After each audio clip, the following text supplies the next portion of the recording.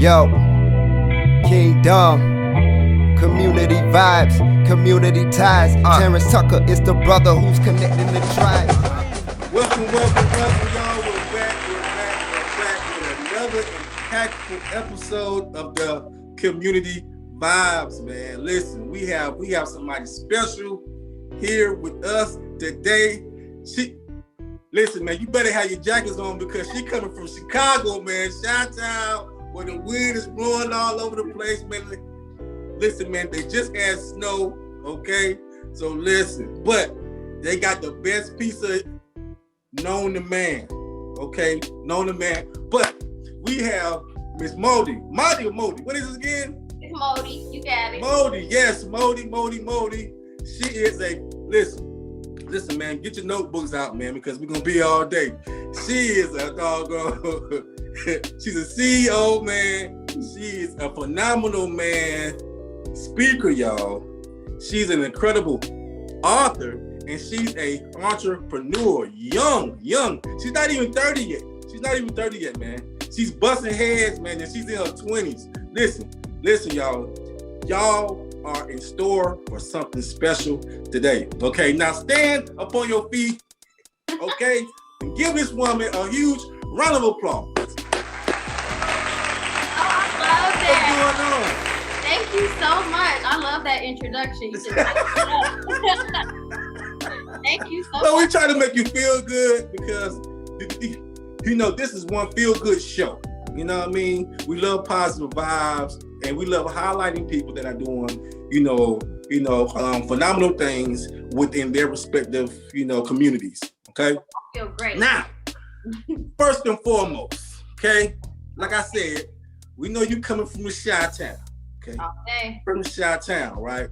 Now, coming from the Chi-town, that 17-year-old, that was in high school, right?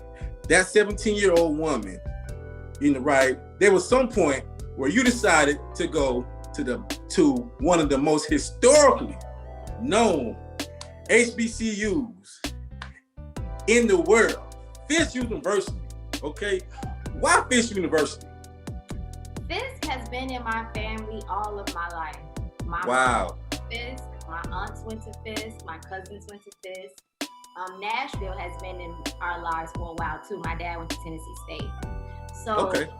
My mom actually encouraged me to go to Fisk. It wasn't my first choice. Tennessee State was my first choice. So I went to Fisk, and I haven't been to all HBCUs, but I will say this. Fisk was a school that got me out of my comfort zone and literally knocked on my door when I didn't get to class. Wow. I can't speak for all colleges, but I know HBCUs definitely have that one-on-one impact factor. And Right. Fisk gave it to me, and I know from the first year I was a little skeptical about being there, but my last year, if I had to do it all over again, Fisk will be my number one choice. Wow. So let me ask you a question then. That 17-year-old lady that left to go to Fisk, right? How did Fisk change that 17-year-old lady? Fisk changed me because, one, it showed me who I was. Fisk is big on pro-Black and, loving who you are, Black and proud, and it made me feel good to be a Black woman. First things first. Growing up in Chicago is separated, segregated. We are in our own zones. Black people are here, Right. Different places. Right. And so being in one place with all these educated Black people, and then there are different ethnicities that came to Fisk as well. But just being there with all those different people, it matured me. It allowed me to see life in all different aspects because people are from everywhere and they might have been through the same things that I've been through, but their perspective showed me something different. Right. Put me up a lot, Right. And Fisk taught me how to be a woman. Come on now. It just instilled a lot of great foundation in me. And I just forever grateful for that school, for real, forever. Oh, that's awesome, man. Salute to all HBCUs, man, but definitely, y'all, we have to send a huge salute to Fisk University, man. It's one of the most historical universities there is on the planet. I promise you, man. Look it up. Okay, look it up, man. So you will see why we feel that way. Okay. Now, one thing that I know is that you like to write. Okay. You like to write, but you like to write about your, about, let's say, your experiences, right?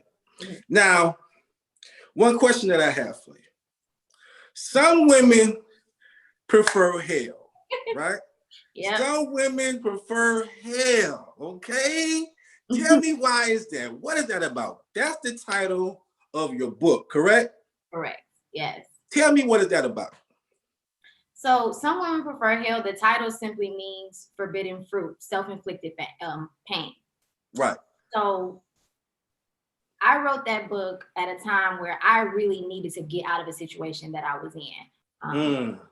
When I was growing up, I watched my mom go through some trials and tribulations with her relationships, and the different choices of men that she chose. You would think that I would see that and change my dating route, but all I did was go exactly for those men that she went for.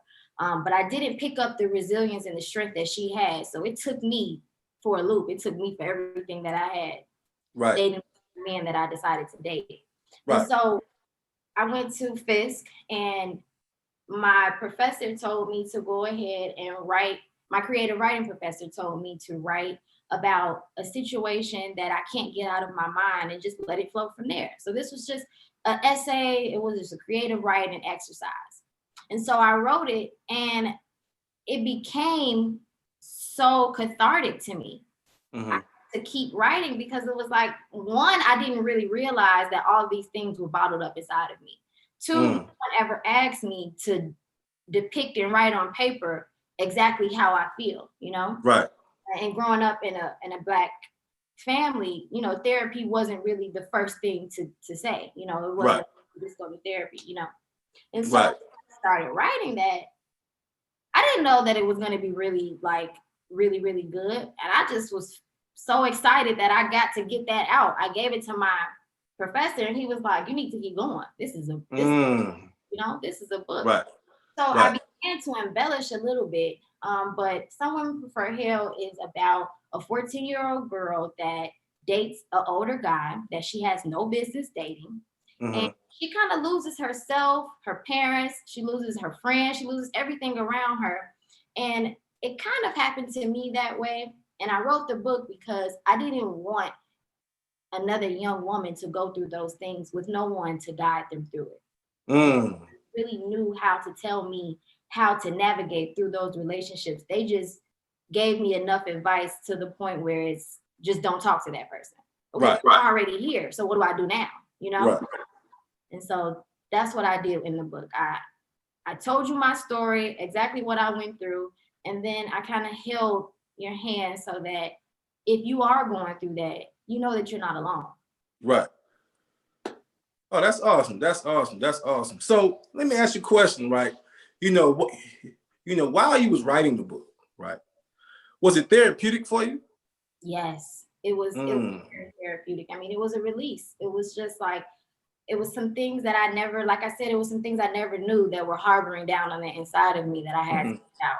And as I kept writing, I was told to, when I was writing, it brought up a whole lot of emotions that was hard for me to overcome. So I did end up going to therapy. Wow. My therapist was like, I think that maybe you should continue to write, but then burn it as a release. And that's a release in and of itself, to write it out and burn it, and you kind of feel like, okay, it's gone, it's out. But for me, I had to write it, and then because I want to save everybody, I want to save whoever goes through this, what helps my healing is to help other people, Come on. To go through what I go through and tell you how I went through it and help you through it too. Right. So, that's awesome. That's awesome. That's awesome. We need more people like you. Trust me. I'm trying to tell you. But that took so much perseverance. That took so much courage. And My next question is, where did you find the courage to be so transparent? I have always been, for lack of a better word, the underdog. And so Got you. I've always kind of been looked over or real quiet, shy to myself. So when I finally got a voice, I was like, well, I'm not shutting up. Oh, come on. Yeah. Talk to him. I'm here. You hear, right? Oh, he's in the building, man. Straight out of Chi-Town. Yes. Come on. Yes. Okay. Yes. Listen, man, y'all better represent. Okay. No, we do. So let me ask you this right here, right? Now, now you're starting to make that transition, right, into being not only a powerful speaker, but let's say a speaker that's very so inspiring. Thank you. Because we have those speakers who speak from a place where they just want to motivate. But you seem like you're trying to heal also. You're trying to heal these young women, but not just young women, right? There are some there are so many young men who can actually heal from your message. Yes. What made you want to make that transition? What made me want to, I did not have anybody to tell me all the things that I needed to hear. Gotcha. What I was going through. Gotcha. So, like I said, once I found my voice and I realized that you can explain different things to people in other ways so that they can get it. And that's what it was for me. It wasn't necessarily that I didn't have anybody to explain it. It was that I wasn't understanding how they were explaining it. Gotcha. I have to relate to you in order for me to understand where you're coming from, Gotcha. Like you said about people that just want to motivate. And not to knock anybody, because motivation There's nothing wrong with that. There's nothing wrong with that. But you can't separate the wound from the gift, Right. And so as I'm healing, I know that the power is in the wound. And I know also that the power is in the healing. And so if I tell you my journey, I have to tell you as it's going on. I can't just wake up one day and now I'm happy and I just show you all the things that I'm happy for. I got to show you how the other day I was on my knees, surrendered to God. And now I'm speaking to you and I'm smiling, but I got to let you know how I got here. Right. Wow, that's powerful. That's powerful. Now, you also there's this specific audience that you're trying to target, the HBCU community, right? You're trying to go on tour. You're trying to go holler at them HBCUs, correct? You're trying to spread love to the community, right? Yes. What's one of the primary messages that you want to give to that community? The number one message I want to give to the HBCU community is that you can go to therapy. Therapy, like, yes, God is definitely, the end all be all. He is almighty. But you have to have something to coincide with that. Come on. To go with that. So yes, you can worship, you can get on your knees and thank him. But that's why he created therapists, so that you can help your situations out. And we grew up with it kind of feeling like mental health had a color on it. Right. Everybody can be affected by mental health issues. That's true. Go to therapy. That's my number one thing. Go to therapy. Go to therapy. And now, go ahead. I'm sorry. Therapy that you need, because I'm an advocate for speaking to a counselor or a therapist, but sometimes people go to therapy and they realize that that's not the route that they want to go, but at least you tried it. You have to have some type of release. Writing could be your therapy, therapist could be your therapy, going to the lake, doing gym, doing different things can be your therapy. You just can't sit in it. Right. That's awesome. That's awesome, man. That's awesome. Listen, man, y'all better have y'all notebooks out, man. Y'all pen and pads out. I'm telling you, man. She dropping gems. She dropping the gems, man. Stop playing with us. Okay? Now, so you know how it is when you go to college, right? Young girl, you're trying to find yourself, right? You're looking for your identity, right? And sometimes you can choose the wrong guy in the wrong places, right? Now, you're a Cancer, right? And you love hard. You love hard, right? What's some advice to these young ladies that are going to colleges who are trying to find themselves, who oftentimes find themselves dating the wrong guys because they're just looking for love, they're trying to find themselves while they're looking for love, right? Wind up getting hurt, wind up getting abused, like what's some advice you have for them? My advice would be to focus on yourself, but I'm gonna go deeper because when I was first told to focus on myself, I was like, okay, but I thought I was doing that. I'm going to say that focusing on yourself literally means for you to dig deep into your childhood trauma and figure out what makes you who you are and why you're sad about this or why you get happy about this or what motivates you, what drives you, who are the people, who are the faces that you see when you're at your end and you like, I can't keep going, but you see these faces, so you keep going, Focus on the inner workings of you, making yourself whole and happy. If I knew what I knew, if I knew at 17, 18, 19, what I know now at 27, I would be like so much further in life with my healing process because it's just, I'm literally taking the time to spend time with me, to focus on what makes me who I am, I say to find ourselves, and then we go and look for all these different distractions that we think make up ourselves, but you gotta sit and find the core of you. Come on. And once you find the core of you, a wholeness creates. You create a wholeness within you. Wow. So when you create that wholeness, you don't look for anybody else to make you happy. Everybody that comes around is an asset. It's adding to your happiness. You're cool with them, they make it better, but you'll be okay without them as well. Right. Oh, that's facts. That's awesome. That's awesome. That's awesome. Listen, y'all better go get this book, man. I'm telling you, go get the book. Go get the book. Now, so let me ask you this right here, right? Okay.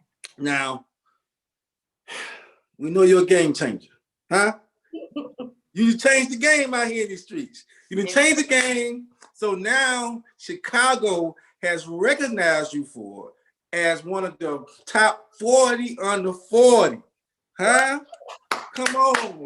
Give a round of applause for that. Man. Get up on your feet. Stand up on your feet. Come on. Okay? Now, when you got that call or that text, that email, however you got it, that you were, that you was being recognized as the 40 under 40. Okay? Listen, walk me through that. Just, walk me through that emotion. My first thought was me. Little old you, right? Me, like, man, I got that call when I needed to really understand the impact of what I was doing because I lost it, And so when I got that call, like I said, my first was like, really? And then it was just like, wow, I'm really making a difference to somebody, somebody really sees like that I'm going for what I want and it's inspiring somebody else. And it really brought so many emotions to me. Like I was happy, I was thankful, I thank God for it because I was just like, wow, this is a really big deal. And my manager had to like continue to tell me over and over again, like, Modi, you don't realize how big of a deal this is. Modi, you don't know how big this is, It's kind of big. That's kind of big. Yeah. Because listen, you're not living in one of those small towns. You know what I mean? Like that's That's Chicago, man. The doggone Windy City, man. It's a lot of people up there. And for them to, you know what I'm saying, recognize you, that's huge, because I'm sure there are so many people there doing some, you know what I'm saying, phenomenal community work, right?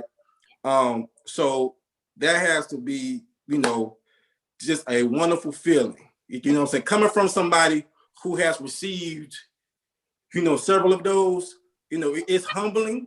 You know, it's something that you can tell your kids about, you can tell your grandkids about, but it's confirmation also that you are making a difference, you know. And there are times where we're in our bedrooms or we're somewhere driving and we get down on ourselves. We're like, man, this ain't working. You know, I'm not making an impact. You know what I'm saying? That you know, and you know, you find yourself talking to God like, you know, God, what am I going to, you know, make, you know, when is my dream going to come true? That is. And then you finally realize, you know what I'm saying? You get a text, you get an email, you get a call saying, hey, brother, we're trying to highlight you. So that's just confirmation. Like, listen, man, people there, you know, you have so many people that recognize your hustle, right? And they see what you're going through. So listen, that's standing ovation over here, man. Standing ovation. To be amongst all the other great award recipients is just a blessing. And it is humbling, like you said. I'm just so grateful to be a part of it. Listen, I mean, it's extremely humbling. You know, I would, you know, when they call me, you know, you look at the phone like, man, you called the right number, like, right. This is a prank call or something, you know what I'm saying? Because you like, nah, not me, you know what I'm saying? Right. You know, because you're talking to somebody who still loves trap music. You know what I'm saying? I'm still out here, you know, out here getting it. Exactly. Right? So it's like, nah, you bugging. But then when you get there, man, so many people know your name who you've never even met. That lets you know that your work, man, that's the fruit right there. That's the fruit from your labor. You see what I'm saying? That's the fruit from your labor. But there's many more to come because you haven't even gotten in your 30s yet. And so, you know, speaking of that. Congratulations to you on your award. Thank you. Thank you. Time to congratulate. Hey, thank you. But so thank you so much for that too. But going forward, man, what's next for you? I'm gonna take over the world. Come on now, remix. Huh? Let's say that again. She's gonna take over the world. Yes, mic drop. Come on. No, I mean, I am going to continue, you know, doing God's plan, doing God's work. I pray daily, like just order my steps, give me your strategy. If it's not by you, I don't want it. Heavy sent by you, you know. Right. But I do have some really exciting things coming up. I got a college tour coming up in the spring. Right. I have a podcast that I'm going to drop in January. Awesome. Yes, we gotta get you on there, you know. Come on, bring the kid on there. Oh, I am. Bring the kid. Energy, our vibe is lit. We gotta do it. We gotta do it again. Come on, now you can't scare me with a good time. No, I got you. And then I am gonna. It's a part 2 to my book, but I'm not gonna drop that too soon. I'm probably gonna wait until the beginning of 2022. Podcast. I'm gonna do some more writing. I have this series called By the Fire, where I do my blogs by my fireplace. Dog, wow, that's awesome. You know what? I really want people to hear what I'm saying, and a lot of people don't really want to read. So yeah, that's true now. Yeah, that's get it how I can. Listen, that's a harsh truth right there. Yeah, that's a harsh truth. That's a harsh truth. Wow, that's crazy. But now, you know, when I was coming up, my claim to fame, my passion, my love is mentoring. You know, I love mentoring, young men, right? I love speaking to the youth, right? Love going around the country, speaking to people and stuff like that. But I love mentoring first, right? Who were some of your mentors growing up? My mom, of course. Mm. My dad. You know, my dad is a very cool person. You know, The cool dude. Yeah, he is. Yeah. He handles situations ideally, and Wow. he was a really big factor in my healing because he took so much time to focus on what I had going on, and he took the time to get me from point A to point B. I mean, he was a really big deal for me, a big mentor. That's awesome. I have I guess we can go into like some Bell Hooks is a really man, her All About Love book. Right. I wish that I could just live in that book. Wow. Love that. Oh wow. Yeah. Another mentor for me. I think that does it for me. That does it too. I mean, I was inspired by a lot of people, but I mean, though, Yeah. you know, my mom, my dad. Nah. I mean, that's listen. You named the ones who came to your head. Like that matters. Yeah. That matters. You know what I mean? Because we ain't trying to make up no mentors out here in these Right. streets. You know what I'm saying? Like if you ain't did nothing, you ain't did nothing. Okay? Exactly. We ain't giving you no flowers. You ain't showed me no love, brother. So let me ask you this right here.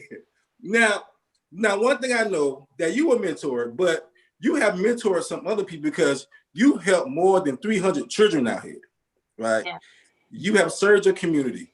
Where did that passion come from to help those young kids like that, man? I grew up in the daycare business because it's my family-owned business, and so, Okay. you know, we cater to all children in Chicago, but we Right. have 3 facilities that are in lower income neighborhoods. Awesome. And so, you know, At the South Side. South Side, West Side, and East Side. Yeah. I heard about that South Side though. Well, we the best. Huh? What you mean? Yo. Listen, when I was up there about 2-3 weeks ago, they told me, yo, don't go on the South Side. They said, whatever you do not go on the South Side, man. They told you right. Okay. They told you right. They told you right. But I just felt like kids, you know, parents are so busy trying to make sure that their kids don't go without food or water or, you know, clothes. They really don't have time to ask their children, what are you thinking today? Right. Is your thoughts in line with how I think that you feel? You know? Right. We didn't know. I know my parents really didn't know, and I know their parents didn't know to sit and inquire about mental health or right. about, you know, things that we think don't matter. Right. We didn't know that. And so right. with me feelings, I wear my heart on my sleeve. I'm so, like you said, I love hard and I'm like really sensitive. And it's like for me to see children that kind of possess those same traits that I do, I just wanted to be there for them. And even the ones that don't, I just wanted to be there for them because it wasn't too far that I was their age or that I was going through or right. They're with us majority of their life, if you think about it, you know. Mm-hmm. We have to be a positive impact so that if they don't have positive impacts anywhere else, they get it from somewhere. Wow. Yeah. And I just wanted to be a part of that. That's it. Awesome. That's awesome. Well, we salute you. We are thankful for you. We need more people like you, but we're also rooting for you and we're cheering for you because we know that God has so much planned for you that, 10 years from now, I might have to sign a waiver just to speak to you. Like, it might be bodyguards all up like, dude, you better watch out. I'm like, dog, we know what I'm saying? We know each other. I'm gonna be on one side with my bodyguards, and you gonna be on one side with your bodyguards. Come on now. And we just gonna have to say that's my homie. You better back. The other side. You better back. Give me 50 feet. Okay. Now, so if you can talk to, that 17-year-old right now looking at the camera, right? That 17-year-old that does not have no idea what a future holds, right? Right? If you can speak to that young lady, what would you tell that young lady? Slow down, sis. Yes, I would say slow down, only because I was so eager to become an adult, you know? Right. I can't wait until I don't have to listen to nobody. I can just right. get on and do this and do that. And nobody told me it was this hard. Right, right. You know, so I would just say to her, you know, slow down, get to know you. Boys will be there, you know, fall in love with you first and then worry about somebody else. Right. Later, you know, that would be my two things. Slow down and focus on you first. There you go. There you have it. There you have it. So my listeners, listen, y'all. What I want y'all to do is make sure that you go and purchase her book and make sure you follow her. Now, for those who are not following her, for those who have no idea who she is, you may be living up under a rock, but I'm going to help you out. Okay? I'm going to help you out. How can they follow you and how can they purchase the book? I'm on Instagram. My Instagram is just Modi, which is JUSTMODI with 2 underscores. And then my book is sold everywhere that books are sold. Amazon. You can go on my website, which is isjustmodi.com. And you'll be able to find all that you need, you know. But there it is, y'all. There it is. Listen, we have been blessed. We have been blessed by the coldest sister out right now, man. Okay, Modi is in the building. All right, and y'all make sure that y'all go out and purchase her book, man, and follow her, okay? Please support her because she's doing some phenomenal things. As you can see, we have to keep these sisters lifted high, man, because we just made history the other day, okay? How do you feel seeing the first African-American vice president woman ever? Well, one, my degree just went up because I'm an HBCU grad too, you know. But I'm proud of her. I'm so proud of her. You know, and in her speech, she was like, "Yes, I may be the first one, but I won't be the last one." And that's just touched me. It lets you know, like, you can go anywhere. Right. those naysayers that say don't send your children to a HBCU, it limits you. And I'm just wondering, what's the limit now? Right. You know? Right. That's all I want to know. It's no limit. Awesome. Go anywhere. So. Come on, somebody. Well, listen, we appreciate you. And, we'll make sure that, we keep in contact. We follow, we support because that's what we got to do with each other, man. We have to support, you know what I'm saying? Because, we all we got, honestly. We all we got. We all we got. So listen, y'all, make sure you go follow, okay? Listen, go to Chicago and don't go on the south side, all right? But it's a beautiful city, you know what I'm saying? They have the best pizza ever in the world, I'm telling you. But don't go right now, it's mad cold. It's mad cold. It's nice today, but. Really? Yeah. Okay. So what? December or January? January, yeah. Don't come January. don't. Okay. Listen, y'all.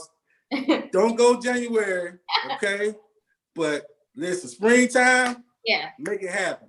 It's one of the beautiful. Listen, man, that city is phenomenal. I'm telling you, there's so much to do there. All right. But I need for y'all to tear down that Trump Tower. Okay. It's time for it to come down. But thank you so much. And, we are humble, we are thankful, and keep up the good work, okay? Thank you so much for having me. It was so much fun. Listen, man, salute, man. God bless you. I'll be talking to you soon. Okay, God bless you too. Take care. Yo, Kingdom. Community vibes, community ties. Terrance Tucker is the brother who's connecting the tribe. You say you won't shine, come get your shine on. You say you want vibes, come get your vibe on. Community vibes, community ties. Terrance Tucker is the brother who's connecting the tribe. Hey, you say you won't shine, we'll get your shine on. You say you want vibes, we'll get your vibe on.